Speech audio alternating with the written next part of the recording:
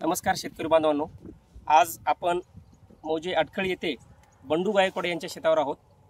आम्ही सर्व तालुका कृषी अधिकारी कार्यालय स्टॉप, मी तालुका तंत्रज्ञान व्यवस्थापक बिलोली, आत्मा कांबळे एसजी या गावामध्ये आपण पाहतो यांच्या शेतावर आहे। गायकवाड यांच्या शेतावर सोयाबीनमध्ये येलोइन मोजा, पिवळा मोजा, केवळा या रोगांचा प्रादुर्भाव होत आहे विविध भागामध्ये। तर तो रोग, त्या रोगांचा प्रसार कशा पद्धतीने होतोय आणि त्यांच्यावर उपाययोजना कशा पद्धतीने आपण करतोय या संदर्भात आपण या ठिकाणी थोडीशी चर्चा करणार आहोत।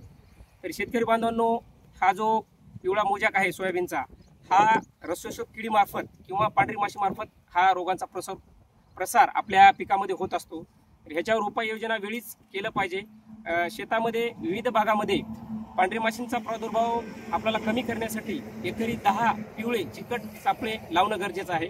त्याचबरोबर याच्यावर उपाययोजना म्हणून पांढऱ्या माशीवर उपाययोजना म्हणून या ठिकाणी आसिटामाप्राइड किंवा त्याचबरोबर इमिडाक्लोप्राइड किंवा थायमोक्साइड या तिन्हीपैकी एखादे कीटकनाशक या ठिकाणी घेऊन आपल्याला फवारणी करायची आहे। आणि त्याचबरोबर या पिकामध्ये विविध झाडे जर झाले असतील तर ते उपरून नष्ट करावे लागतील। अशा पद्धतीने याच्यावर उपाययोजना करावी लागतील। त्याचबरोबर अशा पद्धतीने याचा प्रसार होतोय आणि उपाययोजना काय करावे याबद्दल थोडक्यात अशी माहिती मी सांगितलेली आहे। धन्यवाद। प्राथमिक अवस्थेत